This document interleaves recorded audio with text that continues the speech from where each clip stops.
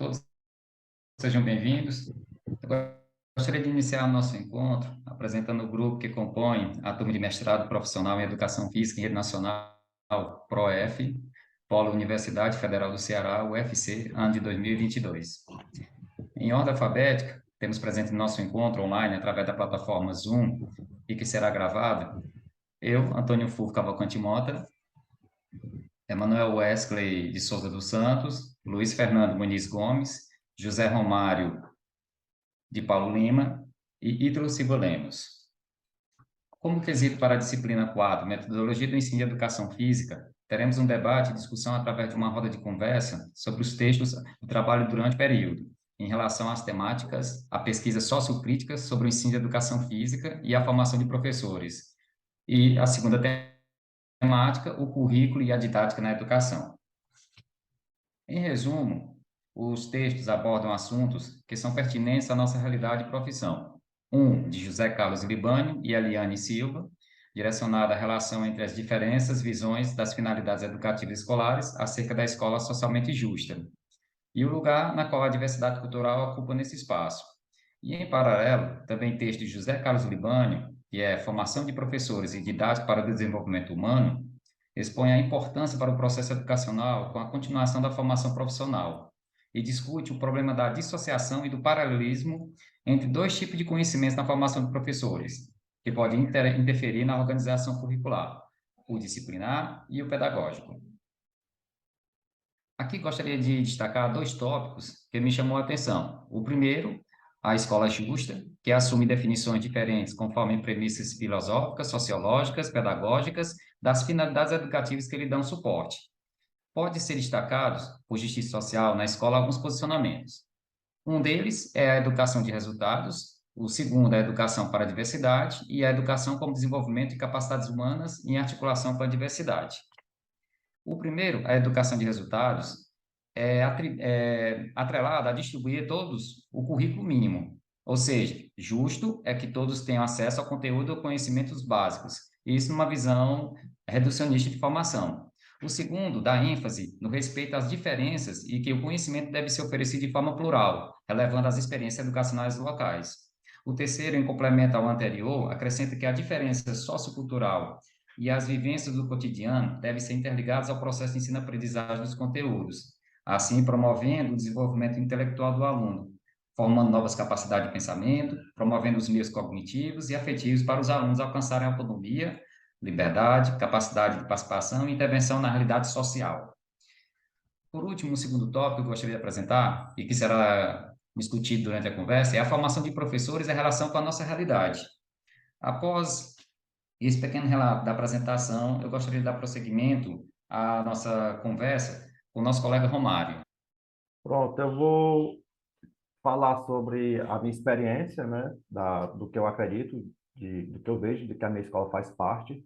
Falando sobre o primeiro texto, né, que ele fala muito sobre a questão da pesquisa sociocrítica, e que ela existe mais no âmbito das universidades.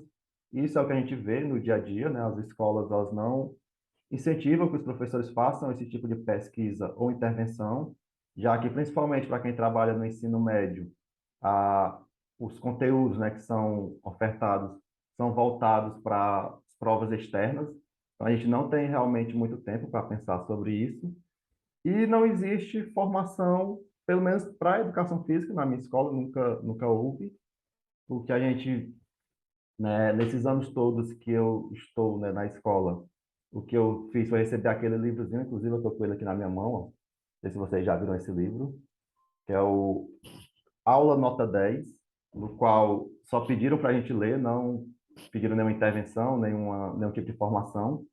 Para a minha área da educação física, desde que eu estou na escola, né? Só foi isso. Como eu fui PDT, eu já tive algumas formações relacionadas ao professor diretor de turma, mas especificamente para a educação física, não, certo? Com relação à escola justa, e aí é uma coisa que eu percebi lendo os textos também. A minha escola ela vai se encontrar, né, o mais próximo daquela escola de resultado, como tu falou, né, dentro dessa perspectiva, mas que eu acredito que ela não seja uma escola que realmente trabalhe para tornar a sociedade mais justa, visto que ela faz seleção de alunos, e isso já faz com que as desigualdades, na verdade, sejam aumentadas, pois a escola ela seleciona já os melhores. Então, e eu acredito que isso acontece também em outras escolas. Então, basicamente é isso, as ideias que eu tenho sobre o texto, né? O próximo é o Wesley. Uma boa tarde a todos. São temáticas muito interessantes que a gente pôde observar através da leitura dos textos, pontos que interferem diretamente na nosso dia a dia dentro da escola. Um dos pontos que me chamou a atenção, e o Romário abordou muito bem aí, é essa questão da formação do professor, né? Questão do currículo. Na universidade que eu estudei, eu pude observar um currículo muito conteudista e eu senti falta, quando eu comecei a atuar, da parte pedagógica, né?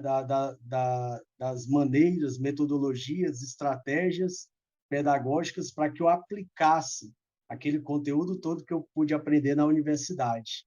Então, um dos textos está falando justamente sobre essa dualidade entre o professor sair da faculdade com muito conteúdo e tem outros professores, como pedagogos, que saem da faculdade sabendo muitas estratégias pedagógicas, né? E o ideal, nós sabemos, é você ter um conhecimento profundo dos conteúdos, mas saber utilizar estratégias pedagógicas para atingir o objetivo da educação, né?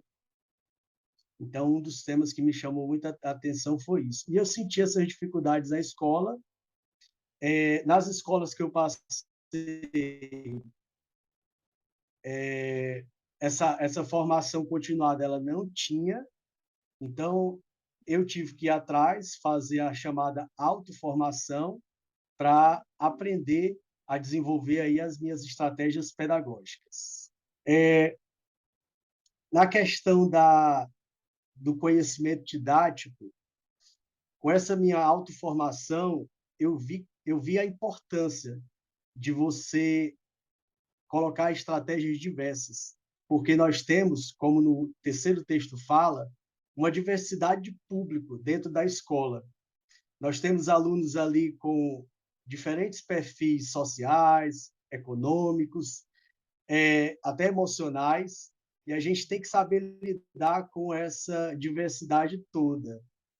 E a gente tem que saber respeitar essa diversidade. E, para isso, nós temos que utilizar aí diversas metodologias, diversas ações para conseguir com que todos assimilem os conteúdos que nós passamos. E, por último, esse nosso fazer pedagógico, essa nossa autoformação, esse nosso esforço em continuar aprendendo, é para tentar alcançar o que o texto fala da questão de escola socialmente justa. Todos os nossos alunos têm que ter acesso ao conhecimento.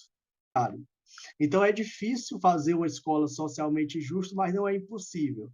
E aí a gente tenta utilizar a estratégia da inclusão, da diversificação de metodologias, do saber ouvir e escutar o aluno, de colocar o aluno como um protagonista em todas as etapas do processo pedagógico, inclusive do planejamento. Então, esse é o nosso objetivo, construir essa escola justa, tornar esse aluno um cidadão crítico e desenvolver as potencialidades dele. Tá ok? Agora, o professor Luiz Fernando vai falar aqui e comentar mais sobre essas temáticas. Bom, gente, boa noite a todos, né? Sobre os textos, a gente está gravando aqui, fazendo esse debate, lendo eles, eu achei eles textos muito, muito reflexivos, né? Na minha leitura, eu consegui perceber várias coisas em relação principalmente, à formação de professores, né? A gente percebe que a formação do curso de Educação Física ela é uma formação muito técnica, ainda muito tradicionalista. Não sei como está atualmente, mas pelo menos a minha foi. E quando a gente lê o primeiro texto que fala sobre pesquisa sociocrítica, né? E aí a gente vê que as pesquisas sociocríticas, como as teorias críticas também, que começaram a fluir na década de 80, dentro da educação física, ainda hoje, em pleno 2022, a gente ainda tem uma educação física tradicional, a gente ainda tem um certo tecnicismo dentro das nossas aulas. Talvez isso seja por conta da nossa formação ainda, né?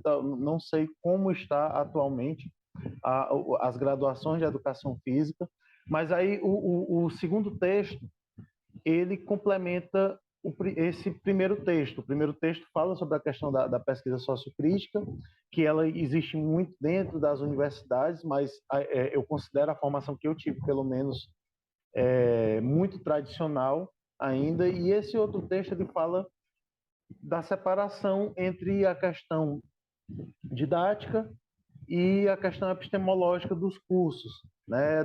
Principalmente os cursos específicos, como é o caso da educação física.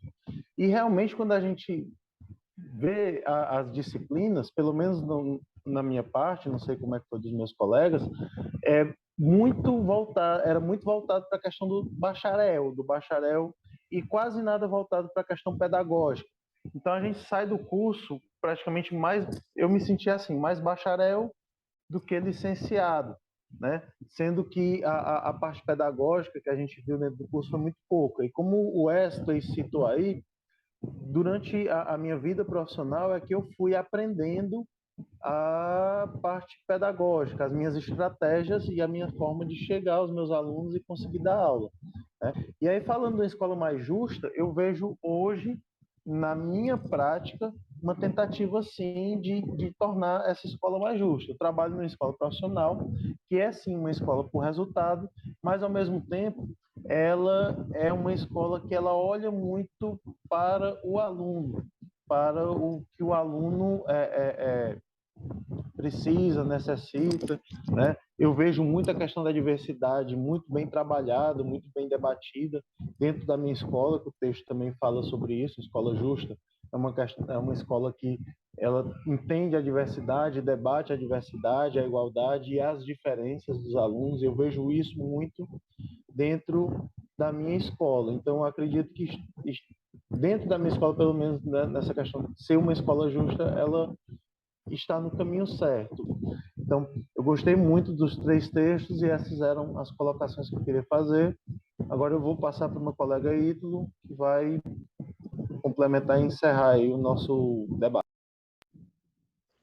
Então, finalizando o que os colegas falaram, né, sobre a minha realidade. Eu já entrei numa universidade no tempo em que já havia a divisão entre o bacharelado e a licenciatura, então a minha graduação ela já foi muito mais pedagógica que a dos colegas, acredito eu.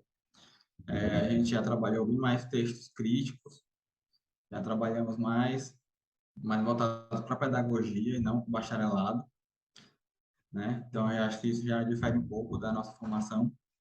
E, porém, com relação à atuação profissional, eu também, como professor, não tive formações no município que eu trabalho. Trabalhar mais de 1 ano e meio e não tive nenhuma formação, apenas encontros de jogos escolares. Foi tudo que nos foi oferecido até agora. E sobre conhecer a realidade do aluno, eu acredito que hoje eu sou um privilegiado por estar apenas em uma escola, mas não é a realidade de todos. Muitos dos nossos colegas se dividem em 2, 3 escolas, se tornando muito mais difícil de reconhecer a, a vida do aluno, né? O estado ali da região. E em escolas pequenas, de comunidades, a gente reconhece isso no dia a dia com os alunos ou conversando com a diretora, com a coordenadora. E com os colegas nossos do estado que tiveram a redução para 1 hora-aula, se torna mais difícil ainda. E para uma questão da escola justa, acho que muitos de nós temos que optar mais por uma escola inclusiva, não deixar a justiça de lado nunca, né? Mas de permanecer com o aluno na escola, de oferecer oportunidade para o aluno permanecer na escola, dar a ele possibilidades e visões de futuro. E, sim, sempre que possível, ligar com a justiça, mas a inclusão é um ponto crucial nesse momento. Então, assim, eu acredito que nós podemos fechar bem o nosso debate e acho que já abordamos tudo que nós preparamos.